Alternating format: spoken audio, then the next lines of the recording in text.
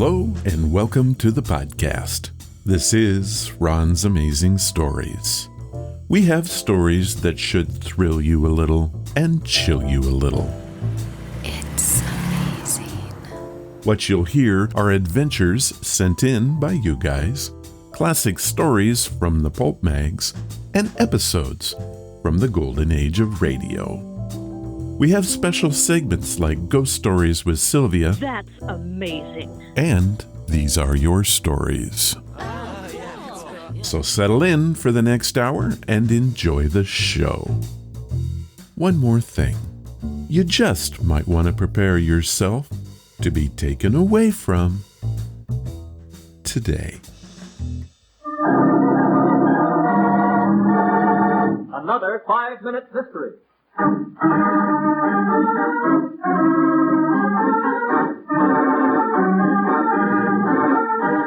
This 5-minute mystery is being brought to you by Blake Crouch. Who is that? Now you might be asking yourself who that might be. Well, on today's show, you're gonna find out. What about the story? Oh yes, we have an FFM, and I'm proud to say that it does disappoint. Well, okay then. Sam Sloan, Detective Extraordinary. This is Oliver Edgerton. When a jewel collector calls a private detective, it only means one thing.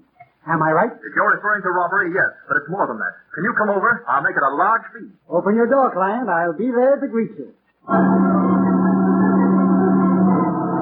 I don't see the need of calling in a private detective, Mr. Edgerton. After all, I'm the investigator for the insurance company. That's the whole trouble, Maxwell. You've accused me of stealing my own diamond. Take it nice and slow, Mr. Edgerton. What's the rap? Last night, Mr. Sloan, my safe was broken into and one of my prized diamonds was taken. Anything else touched? That's the strange thing. Only this one diamond was stolen. You must be dealing with a maniac. Maxwell here is the investigator for the insurance company. He claims he has proof that I stole my own diamond so I could collect the insurance. Well, I have. It's the most preposterous charge I've ever heard. Your company, Maxwell, is just trying to get out of paying me the insurance. What's this proof you claim to have, Maxwell? This morning, after Mr. Edgerton phoned my company to report the robbery, I was sent out to investigate. Never mind the embroidery. What are the facts? I went into the garden and found footprints clearly outlined in the mud. You recall it rained last night. Yeah, I remember. Go ahead. I took plaster casts of the prints. Here they are. Very pretty. What's the next exhibit? See here, Sloan, are you going to permit him to go on with this nonsense? I'm democratic. He's got a right to talk. While Mr. Edgerton was away this afternoon, I went to his bedroom and found this pair of shoes. You can see for yourself that they have mud all over the soles. Watch out, the mud's falling off. My biggest proof is this. The plaster cast I made in the garden this morning fit these shoes exactly. The prints in the garden lead directly to the library, where the safe is located. Those shoes were not in my closet this morning. I looked for them then. There's your proof, Sloan. Edgerton stole the diamond so he could collect the insurance on it. What did you do before you became an investigator for this insurance company, Maxwell? Huh? What's the idea of that question? Just wondering, that's all. Say, did you know it rained this afternoon?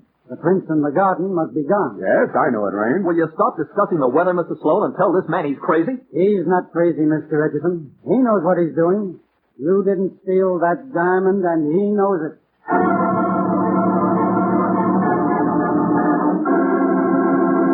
What clue did Sam Sloan discover that proved Edgerton's innocence? In just a moment we'll know, but first...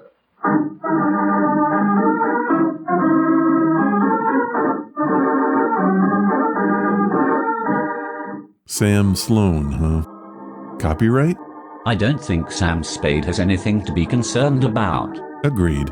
Sloan is much too silly to be taken seriously. Do you think that when they made this, they knew how dumb they were? Well, it was the 40s. My problem is I don't see any mystery here at all. I think the butler did it.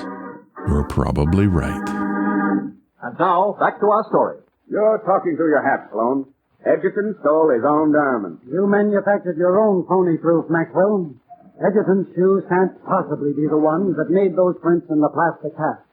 You see, any good investigator knows that anyone walking in mud makes a bigger impression than that of his shoes. The fact that the shoes and prints match proves that Edgerton never walked in that garden. You got hold of his shoes, made plaster casts, and then put some mud on them to make it look real. You didn't want to pay the insurance, Maxwell, but you'll have to pay a lot more. A comfortable, long jail sentence.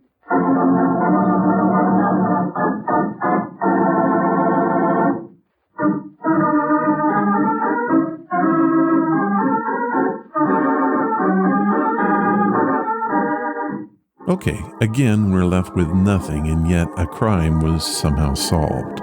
One has to wonder if they just had lived these stories. Yep. And that whole shoe casting thing was, well, just stupid. Agreed. Not unlike yourself. Wow, that was a pretty weak jab even for you. Sorry, the story was so bad that I'm left underwhelmed. Understood.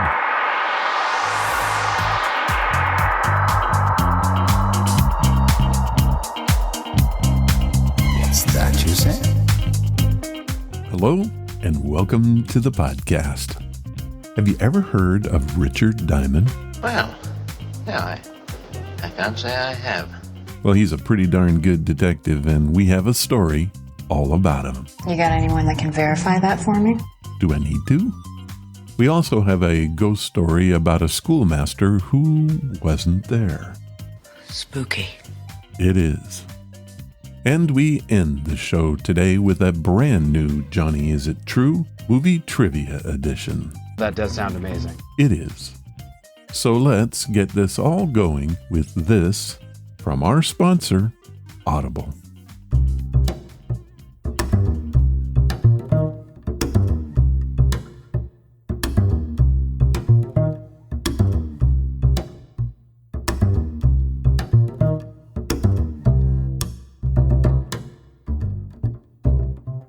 Today's podcast is brought to you by Audible.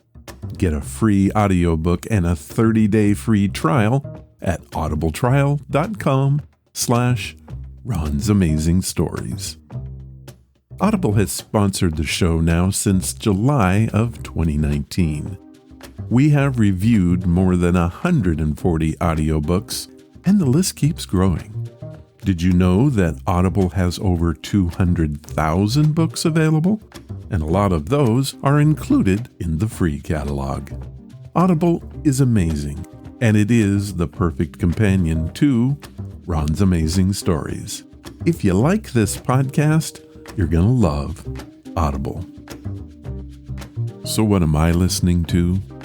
Forward Stories of Tomorrow. For some, it's the end of the world. For others, it's just the beginning. With brilliant imagination, today's most visionary writers point to the future in a collection curated by the best-selling author, Blake Crouch. He is the creator of the Wayward Pines trilogy. These stories range from the darkly comedic to deeply chilling, but they all look forward. Now, amazingly enough, our clip for this book is the foreword to the book called Forward: The Stories of Tomorrow. Confused? You won't be.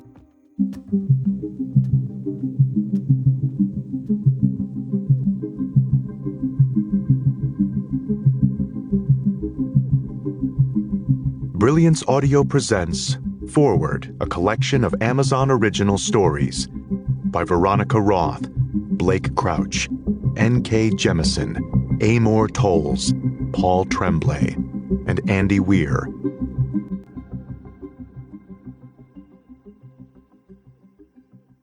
A note from the curator of the Forward collection. A year and a half ago, my partner and I were driving across the Rocky Mountains, not far from where I live. The aspens had just begun to turn, and the air was redolent with all the smells I associate with fall: incense, dirt, the start of decay. As we drove, we were debating some emerging technology I'd read about in Scientific American, and circling around the larger topic of growing up in the bubble of rapid change and technological advancement. While a lot of it has been amazing, some of the change has come with effects we'd rather roll back. How does anyone know, at the moment of discovery, where their work will ultimately lead? Should we let that uncertainty stop forward momentum, or do we roll the dice and let the chips fall where they may?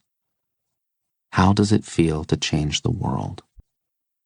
These questions intrigued me, so much so that I wrote a story about it. But my obsession didn't stop there.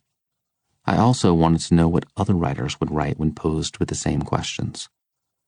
And so this collection was born and filled with writers whose minds work in ways that fascinate me. N.K. Jemisin, author of the Broken Earth trilogy, is writing fantasy and speculative fiction like you've never even fathomed. Paul Tremblay is the greatest horror novelist working today, and his novel A Head Full of Ghosts still gives me nightmares. Veronica Roth created an unforgettable world and populated it with amazing characters in her iconic Divergent trilogy. Andy Weir captured the imagination of the world and scienced the out of his already a classic, The Martian. And Amor Towles, with A Gentleman in Moscow, has simply written one of the best novels I've ever read. I recommend it every day. I asked these writers to be a part of a collection that explores the resounding effects of a pivotal technological moment, and to my great delight, they said yes. I knew they'd deliver the goods when it came time to write their stories, but I was not prepared for what an abundance of riches this collection would turn out to be. I hope, once you've read these 6 mind-bending stories, that you'll agree. Blake Crouch, Durango, Colorado, May 3rd, 2019.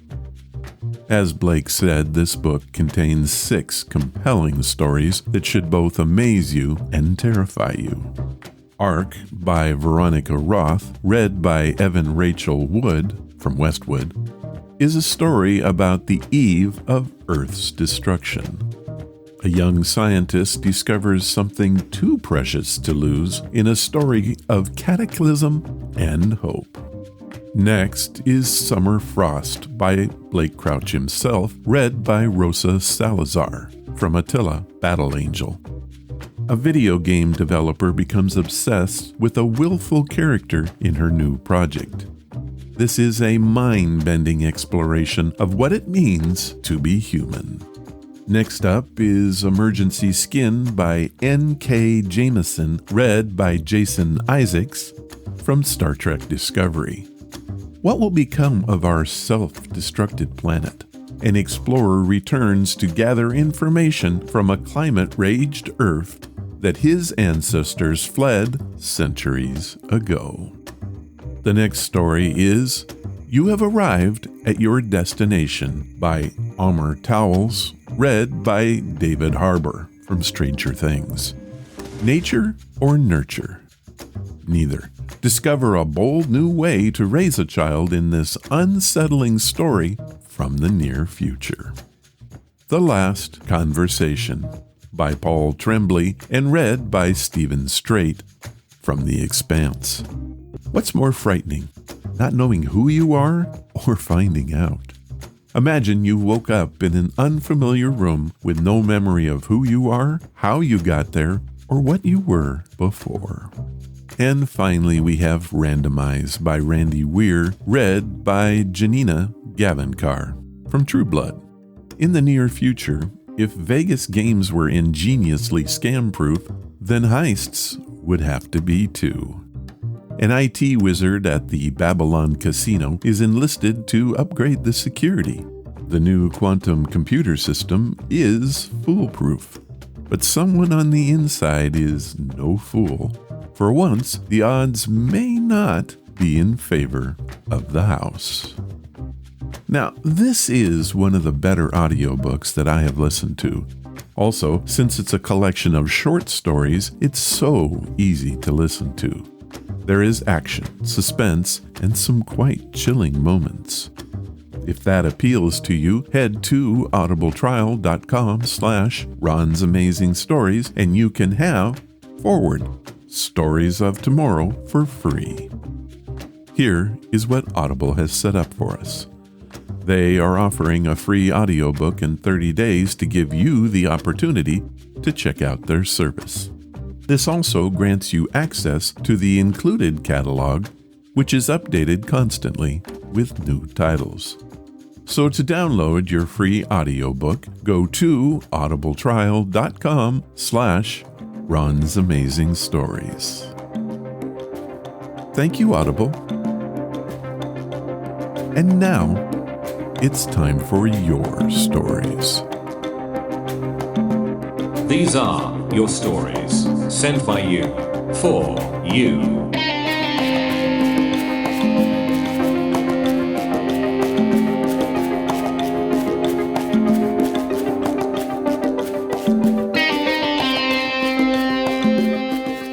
This story has no explanation. It comes from Doris Powers, who lives in Ohio. She sent this in via the website and has titled it The Old Schoolmaster. One night around 10 p.m., my husband and I were sitting in the living room trying to find a movie to watch on Amazon Prime. We have 4 video surveillance cameras outside, 2 that point to the front door at different angles, 1 for the backyard and 1 for the side of the house. The monitor screen is kept in the living room on a table next to the recliner that I was sitting in. I had just sat down when I heard a child's voice come over the monitor. "Hello?" I thought to myself for a minute, does my son have his bedroom window open and is he yelling through it for some reason? Then I remembered. No, it can't be. He's sleeping in my bed. I called up to him and he answered. I looked back at the monitor and I see this man who appeared to be very tall. He was wearing a red and white flannel shirt. He was also holding a little girl's hand. She looked like she had striped long sleeves with fuzzy blonde hair. They were walking up the stairs to get to our front door, so I turned to my husband and said, "Somebody's here?" Now, I need to point out at this time that we live in the middle of absolute nowhere by a swamp. My closest neighbors are bears and coyotes and a couple Amish houses about a mile or so down the road. So there are never, ever any people walking down our street at night on this rural back road. So it seemed very strange to us. Just as the man and the girl got to our front door, my husband opens it and they're gone. Not a single trace or sign of them. My husband goes outside to see if he can see any cars, but there was nothing. We thought maybe they were having car trouble and stopped for help, but there were no signs of that. I got our dog, grabbed a flashlight, and went outside with my husband, but there was nothing there. We searched for quite a while, too. My husband suggested that we go back over the camera footage. However, nothing was recorded on any of them. We both saw it, so we know it happened. My husband didn't believe in ghosts. However, after seeing this, he has changed his mind. We've lived in this house for 4 years and have never experienced anything like it before. My husband did admit that one night he was working late and he saw something moving in the yard and thought it was an animal.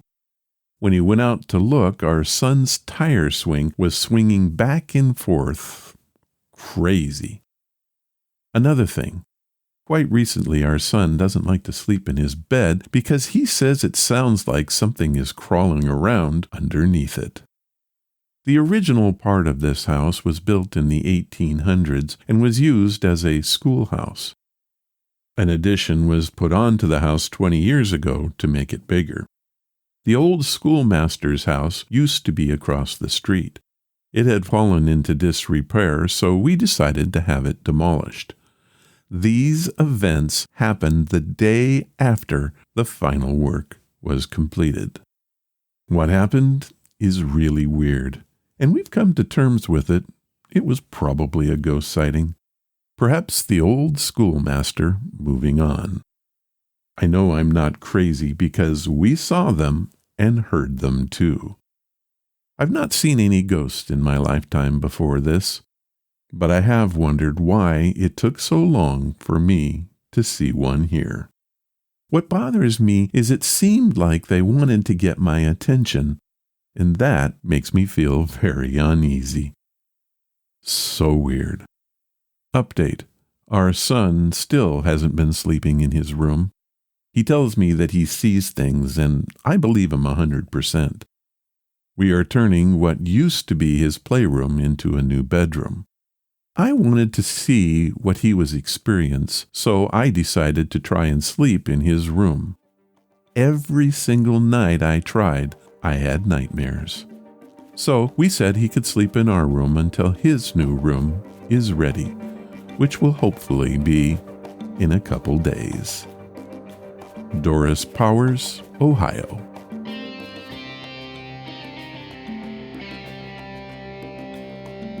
Well, Doris, that is an incredible story, and one that makes absolutely no sense. I kind of wish they had shown up on your cameras so that you could at least have some peace of mind.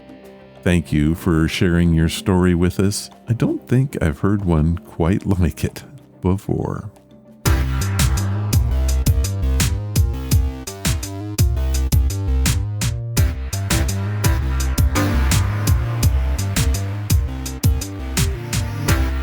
Our featured story is a classic detective drama.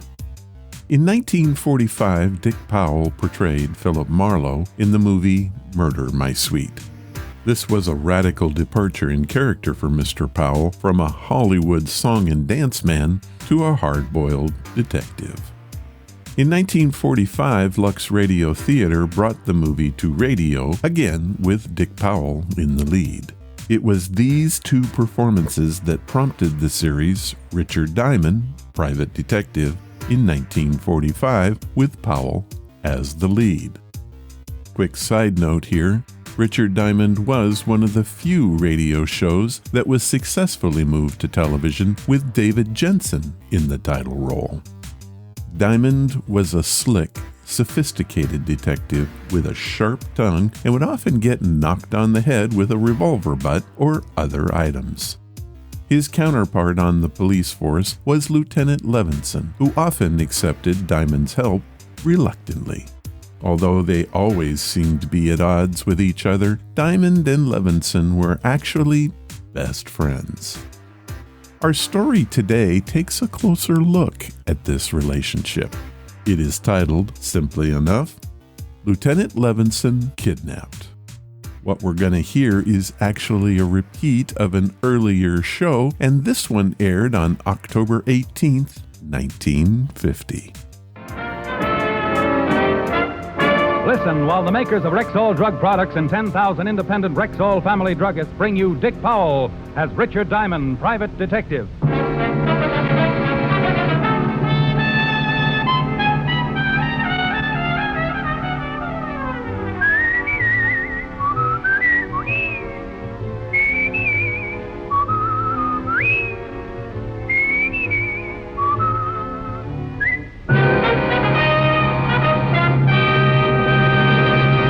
Good evening. This is Bill Foreman speaking to you for the 10,000 independent druggists who have made the word Rexol part of their own store names. They've done that because they recommend and sell the 2,000 or more drug products made by the Rexol Drug Company. All this month, Rexol family druggists are offering 4 of these products at attractive bargain prices. Just listen. Rexol Hydrogen Peroxide, USP 3%, a pint for only 30 cents. Rexol Epsom Salt, medicinally pure, regular 41-cent pound, now only 27 cents. Rexol Mineral Oil, extra heavy body, non-habit forming, and non-fattening, the regular 69-cent pint, down now to only 46 cents.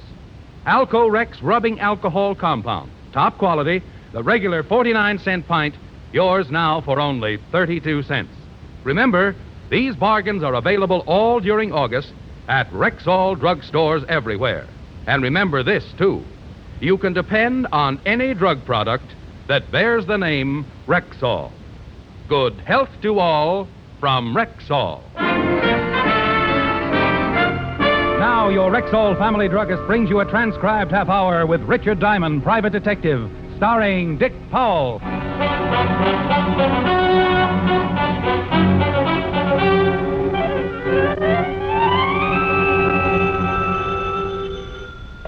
Diamond Detective Agency. We can solve any crime but television. Diamond, stop clowning and get right down here. Well, Sergeant Loveloon. What's the matter, Otis? Didn't the zoo pick up your option? Oh, now quit that. You gotta get right down here. Something terrible's happened. They haven't made you commissioner. Worse than that. Lieutenant Levinson's been kidnapped.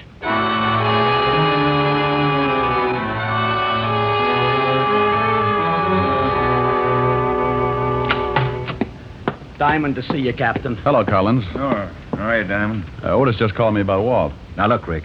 I know Walt's a personal friend of yours. He's a good friend of mine, too. But this is police business. A cop's been kidnapped. Diamond was a cop for 6 years. I don't need a case history, Sergeant. Oh, get off it, Charlie. I'm down here to help. Of course you are. But there's one thing I won't stand for, Rick. The way you operate. Well, what's the matter with the way I operate? I know how you feel about Walt, and when a guy feels that strongly about someone, he's liable to do a lot of things to get a few answers. Oh, for Pete's sake, Charlie. What are you going to do? Hold a tea party and hope someone will spread some gossip? That's not fair, Rick. Well, if you think I'm going to sit back knowing that Bert Fisher's got Walt... Who said anything about Bert Fisher? Well, nobody had to say anything. It's pretty obvious, isn't it? Walt sent Bert's brother Art to the electric chair. Bert swore he'd get Walt for it. Fisher dies tonight, doesn't he? Yeah. Sure, I think it's Bert Fisher, too. And we're going to do everything about it we can. Bert's been in Detroit, hasn't he? Yeah. I've got a call into Detroit. Should be hearing any time.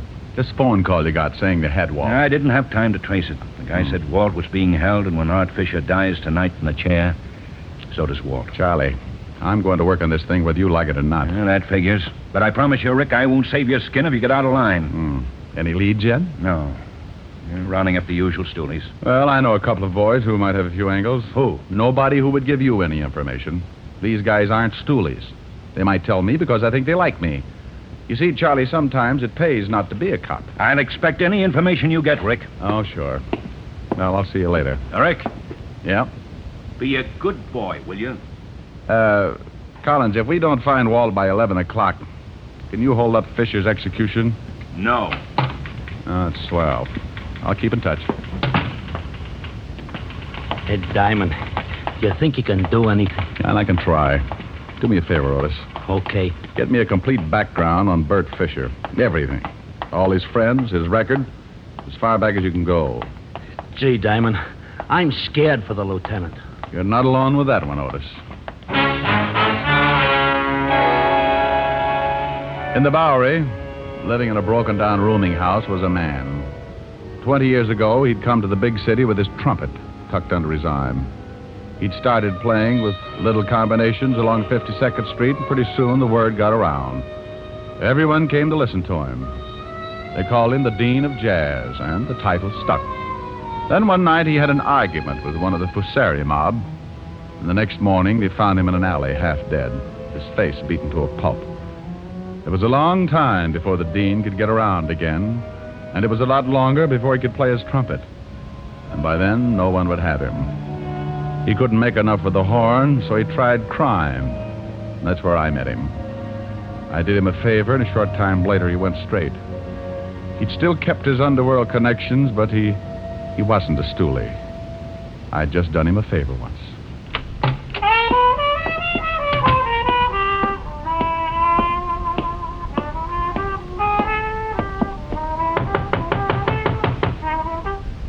Yeah, who is it? Richard Diamond. Oh. Hello, Diamond. How you, Dean? Like to see you. Yeah. Yeah, I kind of figured you would. Dean, you ever run into a guy named Fisher? Bert Fisher? How about a drink? No, thanks. Skull. Oh, man, it's going to be hot today. This, Bert Fisher grabbed Lieutenant Levinson. Says he's going to kill him. I can't help you. Oh, Dean, I just need one little lead to get started. Yeah, sure. I wish I had a fan in here. How's business? It isn't. I make enough to pay the rent. How about a few bucks to keep you going? Well, I ain't proud, but it won't buy you anything. The lieutenant's a good friend. Yeah. Word got around this morning. Yeah. Here's 10. Buy yourself some groceries. Oh, thanks. You did me a favor once. Forget it. Bert Fisher's got a lot of rough hoods working for him. They're most all from Detroit, but they kill the same as anyone from here. Mm-hmm. Dean, do you know anything at all? I might. Who wants to die?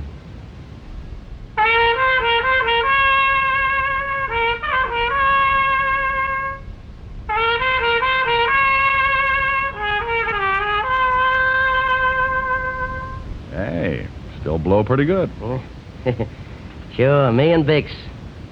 Well, I'll see you around. Yeah, thanks for the 10. Oh, Dean, about 11 o'clock tonight, play a few bars of the funeral march.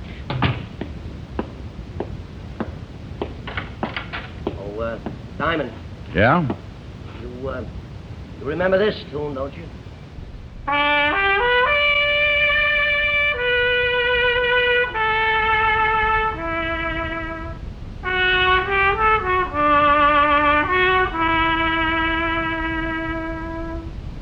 For it was Mary, Mary, plain as any name can be.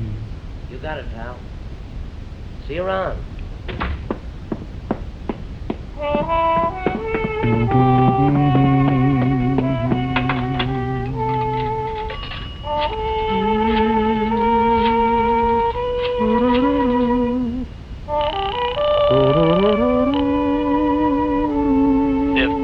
Sergeant Loveloon.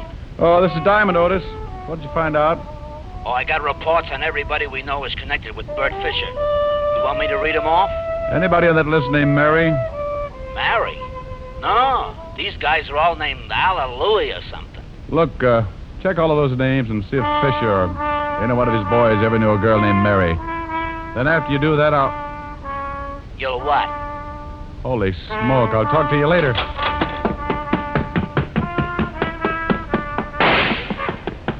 Dean! Dean! Dean! Dean!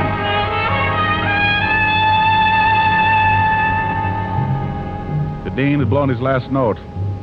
He was sprawled face down on the dirty carpet, clutching the shiny trumpet. A thin line of red was spreading out from a bullet hole in his chest, and the open window sent me across the room in a hurry. I looked out on the fire escape to see a man drop to the alley below. We both fired a split second apart. He staggered as my slug knocked him against the building, and then before I could try again, he disappeared around the corner. I turned, looked down at the Dean, and wondered if Gabriel was getting a lesson in jazz.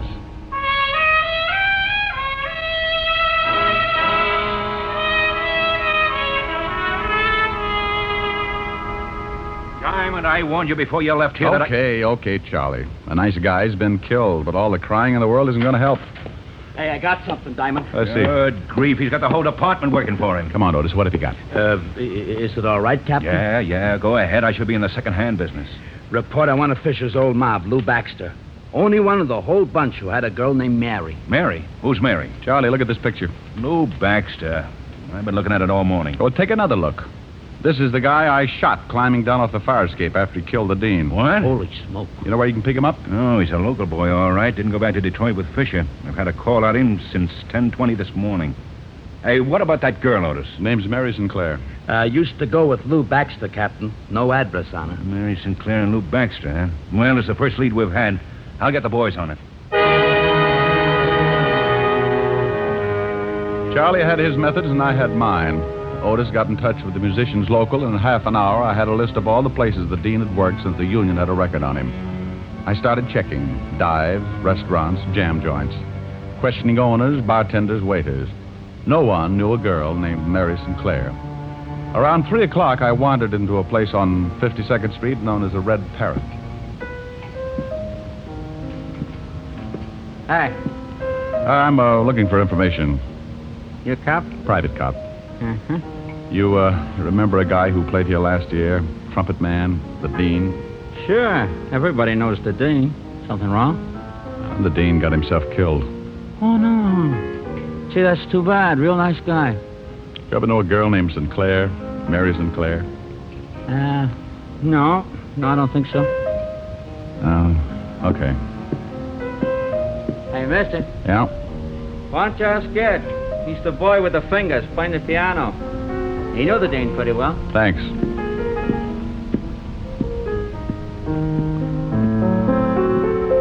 You, Ed? Yeah. What can I do for you, Pops? I understand you're a good friend of the Dean's. Sure, we're compatible, but I ain't seen him in a while. You looking for him? No, for a friend of his, a Mary Sinclair. Cute chick. Where can I find her? Why do you want to find her, Pops? Well, the Dean was murdered a few hours ago. She used to live over on 47th Street, 69 West. That was a year ago. You sure about the address? Couldn't forget it. We had a few balls up there. She was kind of a flip. We had a little combo in here, pretty crazy, too. She used to come in and listen. Real hep on jazz. Knew all the old-timers by name, like the Dean. Remembered when he was tops, before he got hurt. You ever hear him in those days? Yeah. I played with him a lot. Used to watch him real close sometimes, after hours. The boys would just sit around and blow because it felt like it. The Dean used to lean back and close his eyes and blow things like he was getting the word from the other side. It was great. Might have been the greatest. Well, you all gotta go on ahead sometime. I guess it ain't so bad, though. The harp's a real wild instrument.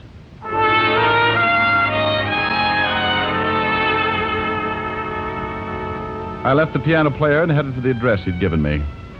There was a good chance Mary Sinclair wasn't living there anymore, but it was the closest I'd come to any kind of a lead. When I got there, I held my breath and looked at the mailbox. Score for Diamond. Miss Mary Sinclair still lived in the building.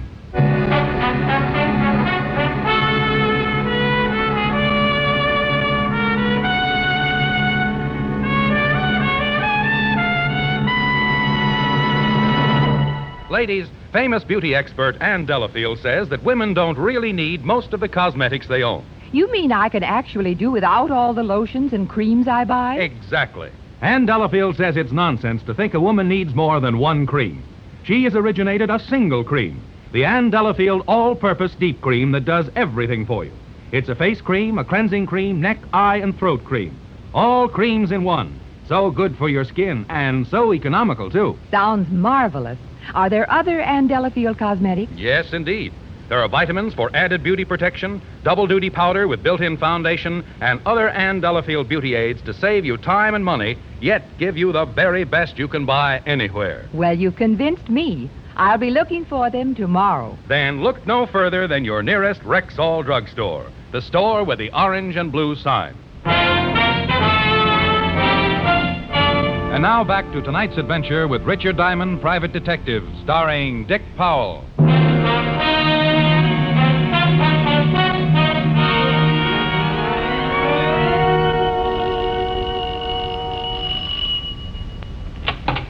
Yeah? Oh, hello. Mary Sinclair? Yeah. Whatever you're selling, I'll take a dozen. I'd like to talk with you. I'd like you to. Some other time. I'm busy right now. I'm afraid this can't wait. It'll have to, baby. Give me a call. Plaza 45466, Mr. Diamond. Okay, doll. Call me tomorrow, huh? You got your foot in the door, honey. Old habit. Can't seem to break it. Well, I'll break it for you, honey. Your whole leg. You'll be sorry, doll. All right, baby. Make it quick, huh?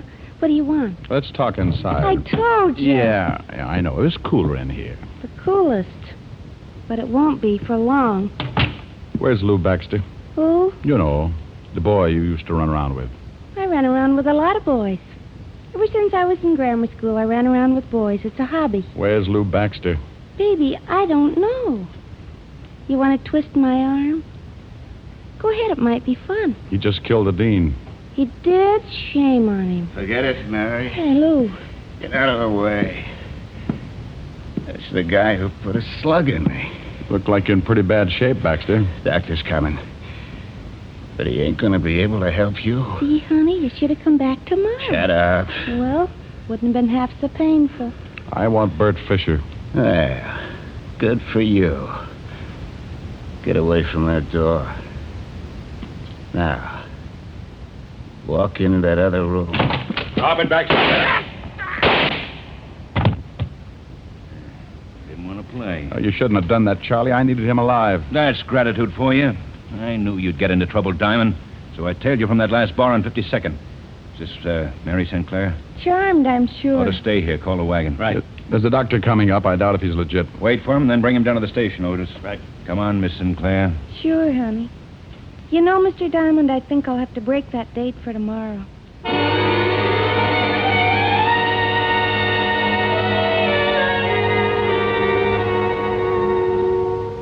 You're a of Baxter's things, Captain? Watch, wallet, nothing much. Yeah, let's check the wallet. Book of matches. Danny's Diner, Route 51. Check on that, Otis. Right. Nothing much in the wallet. Social Security, driver's license, some money. Quite a lot of money. Want to take a look? Yeah. No addresses, huh? Here's a ticket to a shoe repair shop. Well, nothing much here that would give us a lead. Yeah? Danny's Diner is about 160 miles out on Route 51. And guess who runs it? Who? Chino Amalo. That does it. Call the authorities in that area. Right. Chino Amalo. 8 years for armed robbery. Used to work for Bert Fisher. Yeah, maybe this is it. What time is it? Going on 7. This better be it. We only have 4 hours, and we got to drive 160 miles.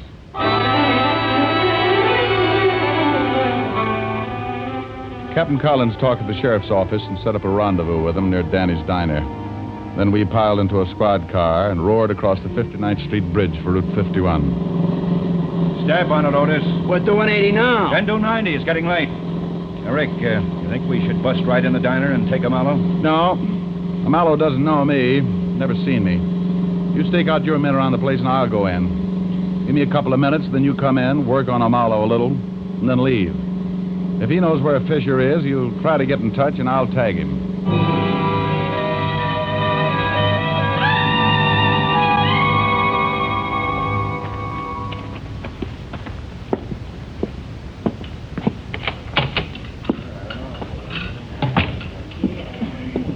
Something for you? A cup of coffee and a piece of pie. We got raspberry, chocolate, lemon, peach, custard. Oh, raspberry. Yeah.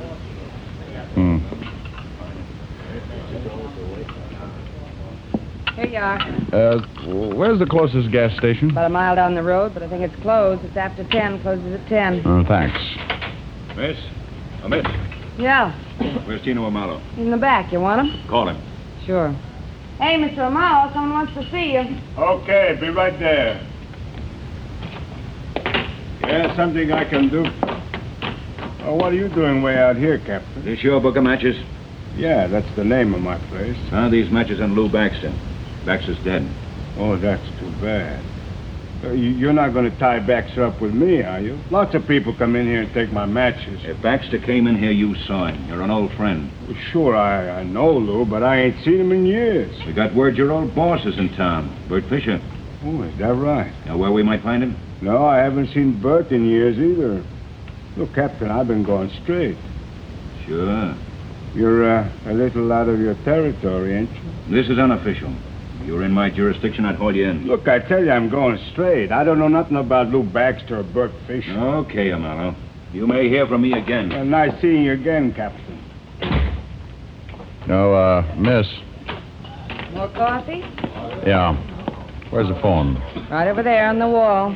Is there another one? In the kitchen, but you can't use that. Hey, you can't go back there. Honey, it's the police. You stay where you are. Oh, okay. Yeah. This is Chino. Let me talk to Fisher. Hey, what are you doing? Don't move, Amalo. What is this? Cover up that mouthpiece.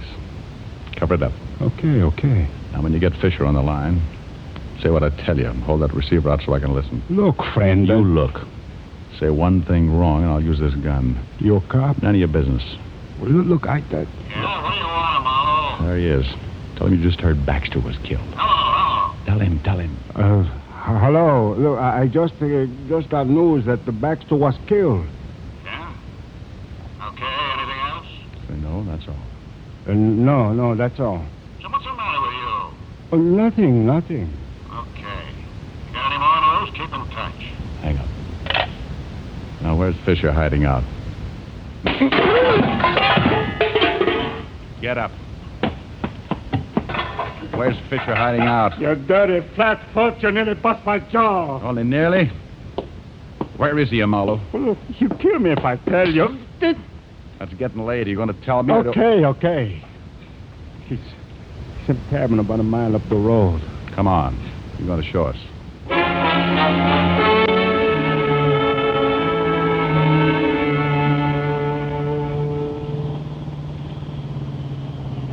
It's just around that bend. We better get out here and walk. How many men has he got in there with him, Chino? 2. Now, whose cabin is it? Mine. Otis, Get out and tell the rest of the men to douse the lights and come over here. Right, Captain. Here's a piece of paper.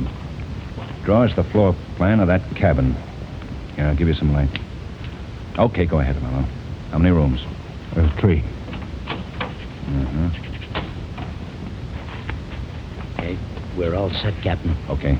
One big room with a door here, a kitchen here, and a bedroom here. Where's Lieutenant Levinson? I only been up there once since they got in. He was in the bedroom. Now, how about closets, back door?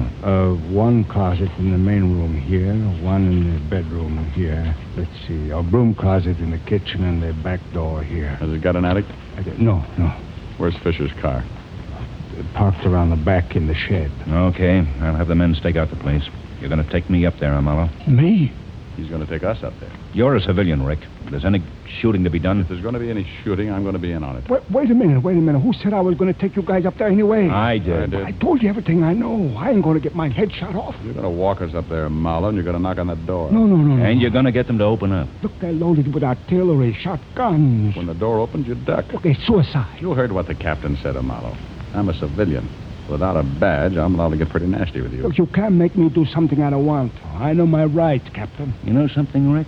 I think I'm catching a cold. I can't hear a thing. All right, now, wait a minute. I'll go check the men. I trust you'll not take advantage of the prisoner, Rick. I couldn't hear if he yelled or something. Wait. Okay. Fine cop. All right, let's go. All right, men. Yes, sir. Listen now. I'm going up with Diamond. 3 of you take that side of the house. 3 take the other. You and you go around in the back to the shed where the car is. Yeah. Otis? Yeah? You and this man cover the front, but stay out of sight. If it comes, it'll come in a hurry, so close in fast. And look, boys, the lieutenant's in the back room, so try and be as careful as you can. All set? Yeah. Let's go, Amalo.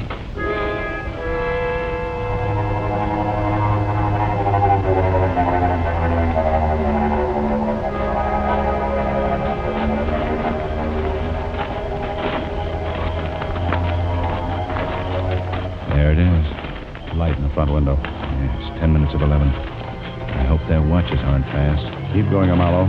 Okay, Otis. You two drop here. Right, Captain. Good luck. What are you stopping for, Amalo? I just remember they told me to yell if I came up. If you try to pull anything... No. Honest. They told me to yell. Okay. You stay here. We're going up on that porch. Count 20, then yell. And play it smart. I won't fool with you, Mallow. Okay, Captain, but I'm scared stiff. You're not alone. Come on, Charlie. This guy's right up there on the ledge. He's the one he's running because of the snow. I told him that. Get on that side of the door.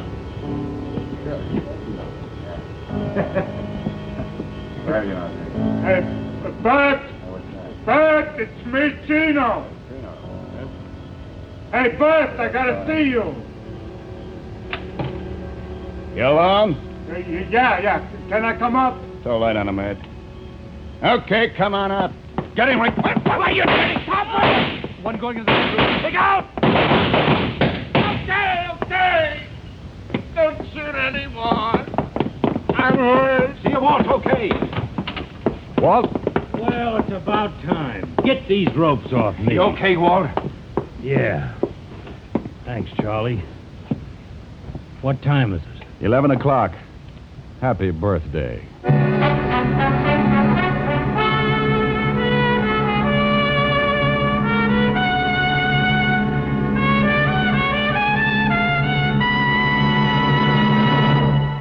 If your vacation plans include some outdoor living, there are 2 great new Rexol products you should certainly take along.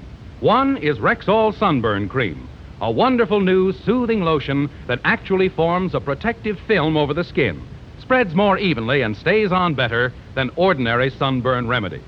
The other is Aerosol Fungi Rex, a new spray-on relief from athlete's foot that's easy, quick, and clean. You simply push a button, and a greaseless, stainless spray goes direct to the infected area, eliminating messy applications and quickly relieving all the burning misery of athlete's foot.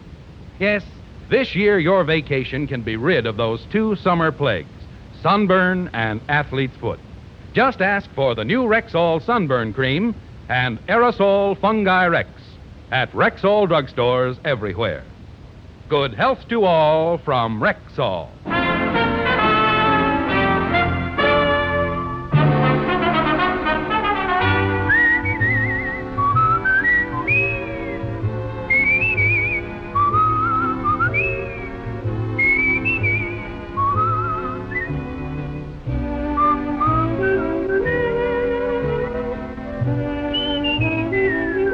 Richard Diamond, Private Detective, stars Dick Powell in the title role and was written by Blake Edwards, with music composed and conducted by Frank Worth. Dick Powell directed the RKO production Split Second, which is now in release, and his latest film appearance was in the Metro-Goldwyn-Mayer award-winning The Bad and the Beautiful. Featured in tonight's cast were Wilms Herbert, Bill Johnstone, Sidney Miller, John Stevenson, Arthur Q. Bryan, Virginia Gregg, and Jay Novello. Richard Diamond, Private Detective, is transcribed in Hollywood by Jaime Del Valle.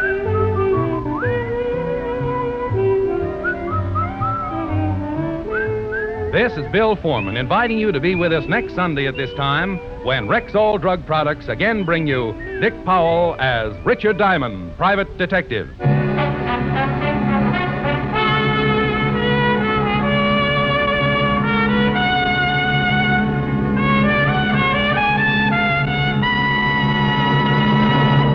Now, a non-fattening sweetener in granulated form. It's Rexol Sweetenette Sprinkle, the sugar substitute in a shaker. Just sprinkle it on for all the taste and none of the calories. Remember the name, Rexol Sweetenette Sprinkle, at Rexol drugstores everywhere.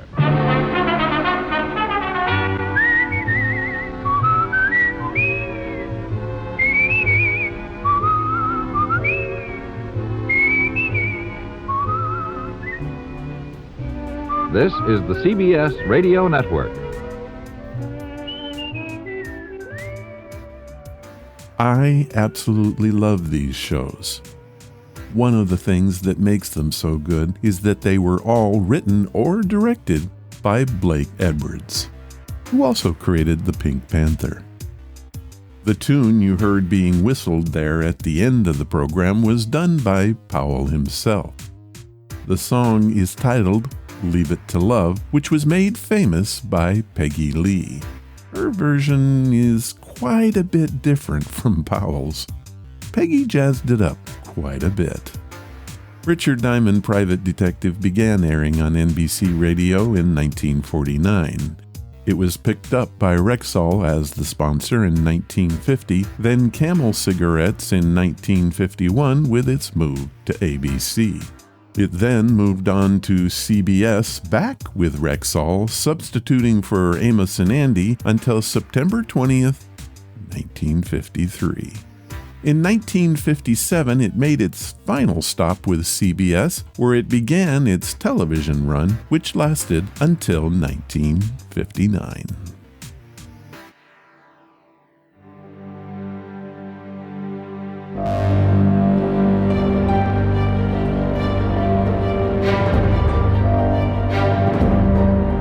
Johnny, is this true? As you know by now, I like to surf the internet to find the strange and unusual. I do this in the name of the podcast, but the truth is, I would do it anyway, even if there was no podcast. What you're about to hear is... Johnny, is this true? I will tell you a story and then ask the question, did I make it up or is it true?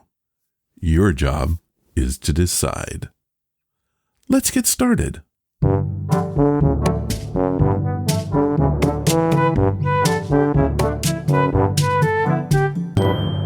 Johnny, is this true? This time on Johnny, Is It True? We're going to take a look at the movie industry. I'm going to give you 4 facts about some pretty famous films, and all you have to do is decide if I made them up. Fact number 1. In the early days of movies, certain things were taboo. For example, the first film to show a toilet flushing was in the 1960 motion picture, Psycho. Can that be true? It is. At the time, it was considered inappropriate to show a toilet being flushed on screen. Alfred Hitchcock saw an opportunity to add some extra shock to his already shocking film, presenting a scrap of paper which proves to be an important clue, failing to flush in a toilet. Fact number 2. We all loved the 1999 movie Toy Story 2. But did you know that we almost lost it due to a deletion of a hard drive? Did Pixar really only have one server for the entire project? They did indeed. A command entered into the master machine where the animation for Toy Story 2 was stored deleted 90% of the work that the Pixar team had done on it. Pixar incredibly did not have a backup copy of Toy Story 2 on their servers.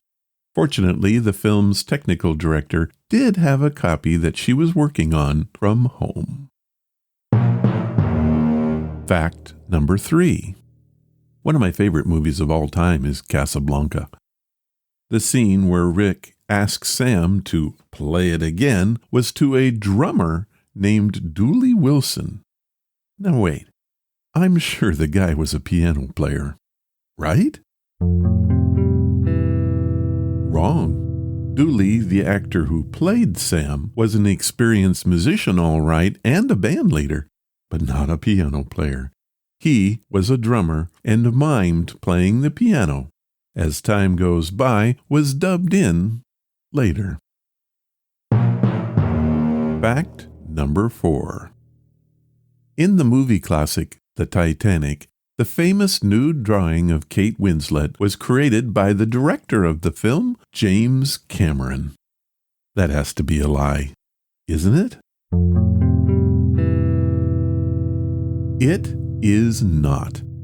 That slightly scandalous charcoal drawing of the topless Kate Winslet in The Titanic was drawn by none other than the director himself, James Cameron.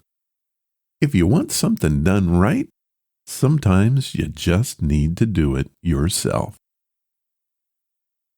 Well, that's all I have for this Johnny Is It True? Movies can be a great source of really fun trivia. Head to the website Movie Facts that will blow your mind for more fun movie stuff.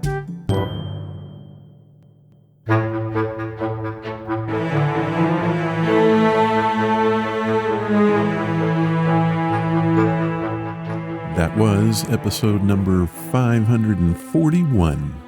And I'm going to tell you, that is a whole lot of podcasts. This time, I want to thank Doris Powers for her ghost story. It was a really good one.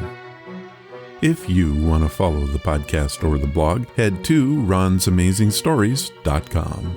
There you will find any of the links I mentioned and how to contact us. Do you want to help the show?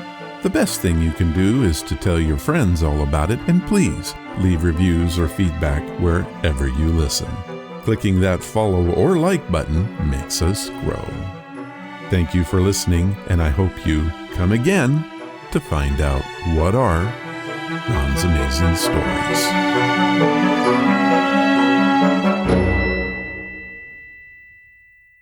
All of the vintage audio used in the podcast is believed to be in the public domain. Ron's Amazing Stories does not own the rights to any of the old-time radio used here. If you hold the rights to any of the shows played, please contact us immediately at ronsamazingstories.com.